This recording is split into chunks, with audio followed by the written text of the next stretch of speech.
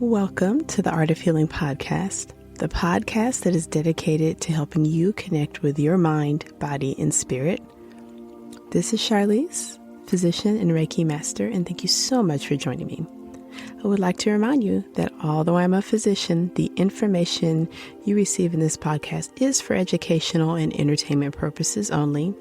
You can find my full disclaimer at my website, www.healingartshealthandwellness.com. If you like what you hear on this podcast, sign up for my weekly newsletter. Check your show notes for more information and for the link to sign up. Thank you.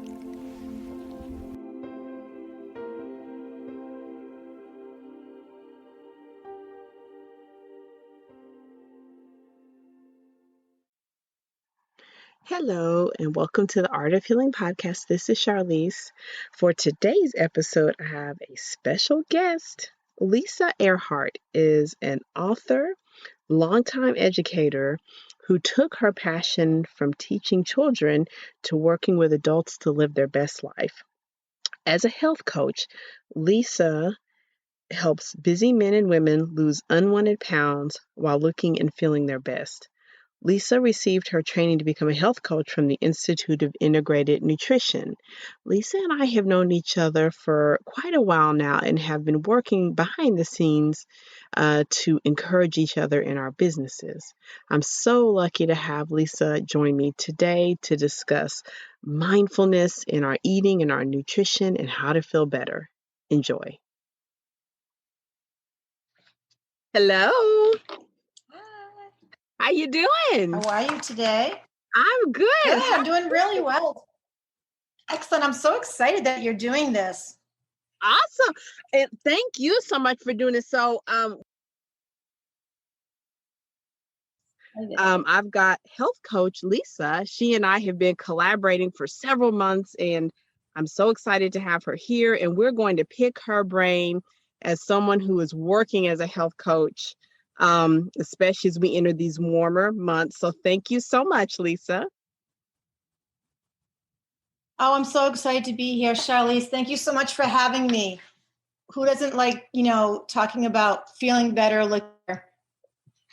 It's just a win-win. I can't wait to begin. Nice. Well, Lisa, my first question I would like to ask you, especially for the listeners, can you describe what you offer as a health coach? Okay, so a health coach basically is has a variety of things that a person can follow, but basically what I zoned in on is finding your optimal weight, and that's the weight where you feel comfortable in your skin, and you don't really have to put a lot of emphasis to what you're eating or your daily exercise. It's more of a natural state of being.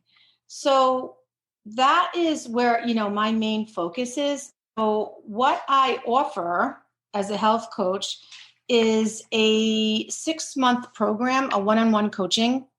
And it's a 6-month that supports you in these particular goals, getting healthier, feeling better. And once that's achieved first, and usually, you see results quite quickly, then I work with a client to zone in on personal goals. Now, what could that be like? It could be a range versus it could be, feeling more productive at work, having healthy relationships, what kind of living environment feels most comfortable. So really, focusing on what the client's needs are. They're related. The lifestyle is focused on just as heavily as, diet and exercise. Yeah, that's part of being healthy. Where I went to school, IIN, we call those the primary foods. I mean, those are the first needs. Your first needs would be things that aren't on your plate. your creativity. What are you doing for your hobbies? That's, you're spending time doing what you love. Are you planting flowers? Talked about being spring. Maybe that's something that you really enjoy doing, and just, be able to find the time to do that. Because if we feel constrained, we don't find that time, we might grab an extra couple of cookies in the in the cabinet. So, finding that balance between your lifestyle and eating nutritious foods. So that's that's a short tell of what goes on, but it's a 6 month, because it does, we have to go through those more difficult times where you may need support, such as holidays or the different seasons where, different foods are around. Now we're going into excited, because this is one of my, favorite seasons as far as fruit goes, because now we're going to see more strawberries, blueberries, and they're less expensive, which I love, because, those, some of my favorites are the fruits, and we can begin growing a garden. But it gets a little trickier as we're moving into the fall. We lose that. So, staying with that client to work our way through the different seasons, and to, look at different meals you can, make to still satisfy you, that, aren't so, let's see, plentiful, or maybe a little bit more expensive in the grocery store. So, and of course, one of the things that I had wanted to, have this session with you is, I see patients. I'm a Reiki practitioner as well, but I do see patients in the clinic, and, very challenging when I am interacting with a patient and it's time to talk about health and weight. And I am so constrained, because I literally have to just say, your weight's unhealthy and you got to lose weight. And then it just stops there with me. And it sounds like with you, it can go so much further. You've got the 6 months that you can work individually and setting personal goals, and this optimized weight goal. Well, yeah, I want people to know, this is the, message is, there's so many diets out there, and you hear the latest diet and everyone jumps on the bandwagon, and that's not how we're made. We're all individual beings, and what may work for one person may not work for another, and diets don't offer that. With the health coach, we offer a way of eating that fits into your life, that fits into your lifestyle, that fits into your needs. One person's can eat a steak and potatoes and do okay, while other person obviously able to do that. So it's not a one size fits all. And I also want people to know that, diets, they all work. Obviously you're going to eat better. So you're going to, see immediate results. But then what happens is, when something occurs in someone's life, which, hey, we're all humans, things, we're going to get curveballs as we navigate through this journey called life. All of a sudden now, you might not stick to that diet. And now you feel guilty or ashamed, or you feel like a failure. And that shouldn't feel that way. It's all, like I said, like all diets work, but then again, all diets don't work. Most people who do go on diets lose the weight, and then they 90% gain it all back. As if you're gradually changing habits, and you're looking not only at what the foods you eat and the exercise you do, you're looking at your lifestyle, have sustainable results. That's what we're looking for. It's a more positive approach working with the health coach, because I'm looking for going well, not what is going not well in your life. So we're focusing on the positive. And with this we're seeing more positive, lasting results. And this is what people want. We want lasting results. We want to be able to feel like we are restricted or that we're missing out. We want to feel like we can still have your, breakfast, lunch, and dinner, basically enjoy what you're eating, but still feel good in your body. And that's where a health coach, having that support comes into play. Lisa is a published author, and her book, which is called I Lost 20 Pounds, A Permanent Weight Loss Solution, can be found on Amazon on Kindle. And I'll make sure to post in our show notes where to find Lisa's book. Lisa, in the book, you mentioned a concept that, of course, as a Reiki practitioner and a student of meditation, you mention eating with mindfulness or mindful eating. Do you mind sharing a little bit about what that is? And is that something that we can all do? Yes. So this is a good takeaway for people who are listening right now. Mindful eating is not about this or carbohydrates. It's about just what we're saying. It's about taking your time, slowing down, and using your senses, and really not missing the moment of what you're eating. How I explain this in the book and to you right now is that, okay, so let's say you have your dinner and you sit down to a meal, and it's important to sit down, not standing up and eating on the fly or grab, just eating as you're driving or you're, preparing the meal. So you're just doing the one task of eating. Other people is also fulfilling.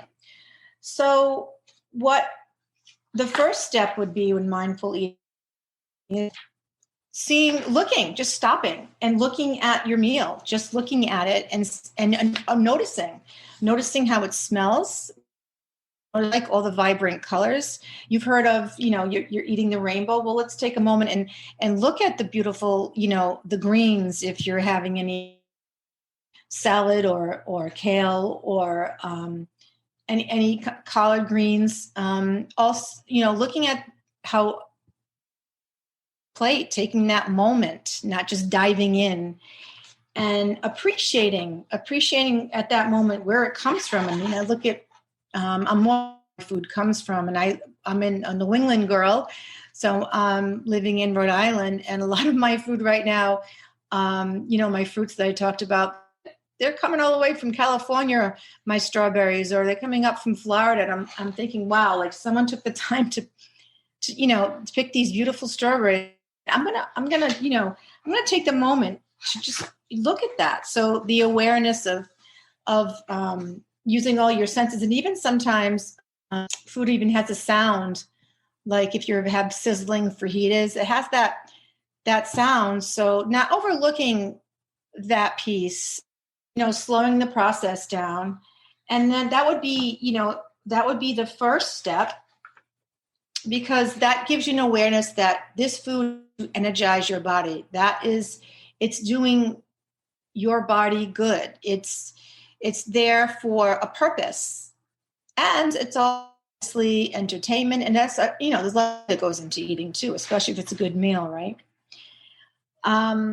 So to eat, we can, the second step, and think to yourself, are there any feelings coming up?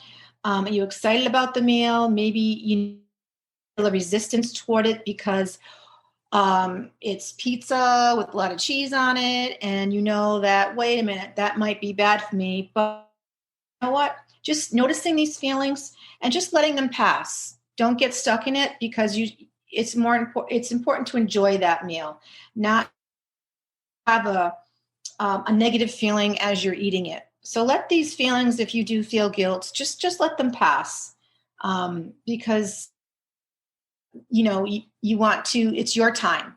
It's your decision of what you are preparing yourself to eat. Then the next step to obviously you have to pick up your utensils, but take it slow and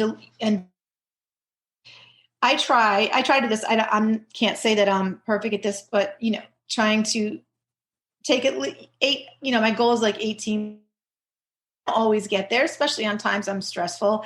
But just chewing your food, slowing it down, aiming for that 15 to 20 bites versus 10 bites, and choking it down, and not it interrupts your digestion. Also, if it's like if you're eating very quickly. So, you're also savoring every bite as you're, slowing down your eating process. And then lastly, at the end of the meal, be thankful. Some people do this on the onset of eating, but also, just being thankful for the experience and the nourishment that the food. And what this does too, as you practice mindful eating, you are more aware of what you'll notice after a few weeks. You're in tune to what nourishes you and to what your body is asking for. An example, the other morning, I just had this need to have an orange. My body knew that it needed vitamin C, and I needed to eat that orange. Now, I would have passed that over, and if I didn't, if I just rush through meals. So your body is is a perfect function. It really knows what it wants. So also with mindful eating, this will also strengthen those. It strengthens your intuition to let you know what your body needs. Does it need more? You feel like you maybe need more iron, so maybe a piece of steak, or maybe you need some spinach to satisfy you. So when it has many benefits that go beyond nourishing your, the weight loss, because this definitely will help in weight loss. It also, what am I lacking? What do I need? What's it calling for? So if you don't mind, I love it. That's lovely. Let me reiterate so that the listeners can get that. So the mindful eating, you just spelled it out in steps for us. You stop and you look at the food. Did I catch that? Mm-hmm. Yes. And then you make observations. Yes, you did. Okay. So you make observations, the color, make observations about the texture. You appreciate the food. You open up your awareness to the smell and even the sounds of the food. You mentioned like if it's cooking in a skillet and the sizzling. And then correct. You make an observation of your feelings about the food that you're about to eat, but then you don't judge those feelings, you let them pass. And very important step. Yes. Let them pass. And then when you want to make sure to chew the food thoroughly. I think you said 18 times to chew the food to make sure you digest it well. Yes. Wonderful. And then you end the meal with gratitude. Yes, many people will say a prayer beforehand, and so it can happen beforehand, but end of a meal, thank it for nourishing your body. Nice. So I think that's so interesting because sometimes when I'm working with my own patients or clients, I'll ask them a question like, well, what did you have for dinner yesterday? And it's really interesting, Lisa. I would like to ask your opinion because a lot of times people can't remember what they had for a meal. You have any insight as to what that might be? Yeah. Because I actually really do wonder, like, I wonder why they don't and they'll say, I don't remember. Why do you think that might be? I think we're hitting on a couple of things. Sometimes we are very busy, but I think it's part of that. Um, you know, don't judge your feelings. If you did have, hey, listen, I'm not going to sit here before you and say I eat like training for a marathon. I'd like to say that, and there was once upon a time that I did, but I want to enjoy my life. I want to eat what I want to eat. There are times when I do have a pizza. There are times when I have ice cream. I don't have a perfect diet. I eat. My goal is to eat well 80% of the time. So there are going to be times where, yeah, it's not going to go as well, and I might not feel as well. But we're all human. So I think, no judgment. Letting it's okay, and letting those feelings pass. But some people, and this works for them, is keeping a food diary that helps them keep track of what they're eating. It works for some personalities, maybe not for others. What works for me is more of I plan my meals generally for the week. I don't write anything down, but I'll say, okay, Monday will be a meatless Monday.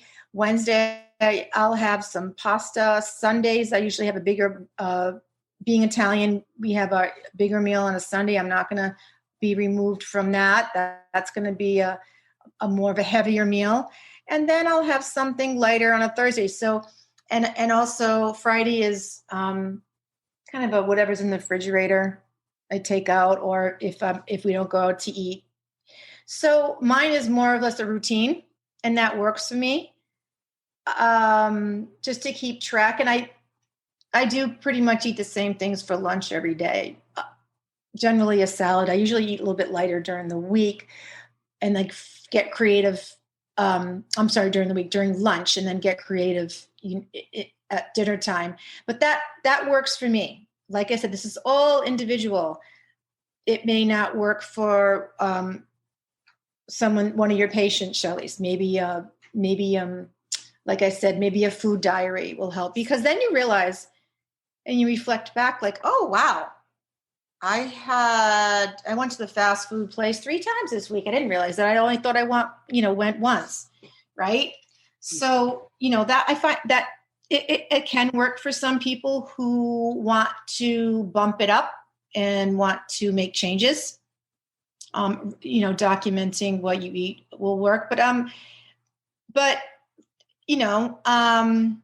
small changes make the big results. So not only like writing down what you're eating, but looking back and saying, okay, now just what is one change I can make? Maybe I have to add more water to my diet. Maybe I see I'm not really drinking much water at all, so maybe that's an increase. Just as you have the food diary, going back and reflecting on it, because if there's no reflection, then there's no change. So those are some ways maybe why people are not remembering what they eat, or have it to be guided or questioned a little bit more as far as what they eat. So I just thought of an impromptu question, if you don't mind me asking. And as I'm listening to you, and you have made me so comfortable with the topic of healthy eating and healthy body. So I am going to ask this because I have a feeling many of the listeners are already thinking this. For so many people, the pandemic has changed their lifestyle, has changed how they lived, where they worked, how they worked. So for a lot of individuals, they have been through a weight gain of 10 pounds, 50 pounds, 30 pounds, 50 pounds. They've maybe gained a lot of weight. So is there any gentle advice or gentle words or anything you'd want to offer those individuals to help them find the path back to feeling better? Absolutely. I'm hearing this so much like you are, Charlize. Think of it. We've been inside. We have been cut off from the things we enjoy doing. We love to socialize. We love to, go out to eat. We like to gatherings. This has been shut off. This is stressful for us. So we have to go back to, embody ourselves. What I'm seeing here is, and what has been working with some people I've been talking with, is just going back simple things like getting outside, especially now that it's warmer. And what I mean by getting outside, feeling the sun, walking through the grass. It's called, I'm looking into it and I really am fascinated with it. It actually has a title. It's called Earthing. And it's just that you're getting grounded because that has been, I feel it's been like that piece has been taken away from us. And we have to get back into that because we're human, we're mammals. We are born to experience nature. We feel a section from being out in nature, walking, hiking, listening to the ocean. If you're close, that's beautiful, but you don't necessarily have to be. You can find some, in wherever you are, there's parks, but out there in the fresh air is going to change your perspective. It's going to make you feel better. I would say that would be cooped up and wearing our masks. That is essential right now. And secondly, would be just simple meditation. Even 5 minutes can change your outlook. Just automatically calms down your nervous system. And it could be, what's meditation look like for you? Again, visualize.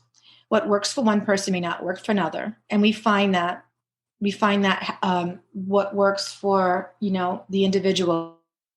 So it could be a guided meditation where there's many apps available, or it could be just sitting.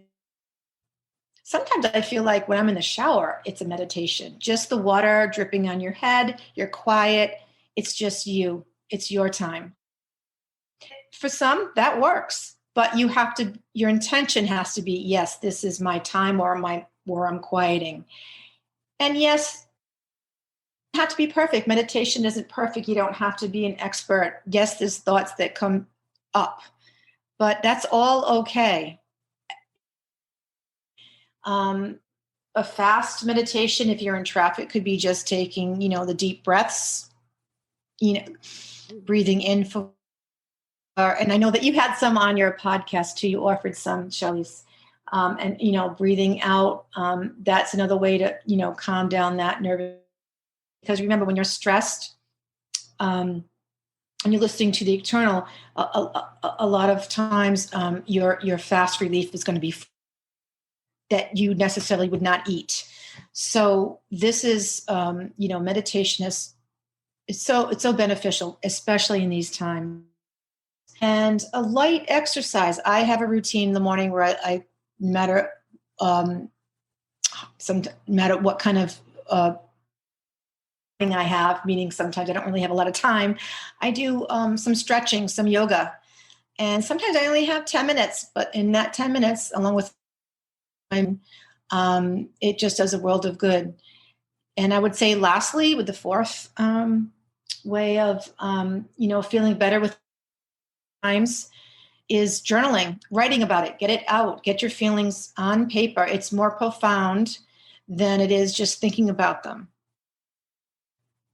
It doesn't have to be, you can strive for a daily writing, but when you feel like something's on your mind, you want to express it, write it down. It doesn't have to be, you don't have to worry about penmanship or spelling. It's all about you. It's yourself. And with these, I'm finding these, going back to some simple tools can really help during these times of we're just of what we've been through, the changes in the last year, this kind of back into our bodies, and knowing, we're just knowing that we're just taking care of ourselves. It's a form of self-love. And Lisa, for the listeners, I am sure they're going to want to know where to find you and how to read more about you. And of course, for the listeners, I will include Lisa's information in the show notes.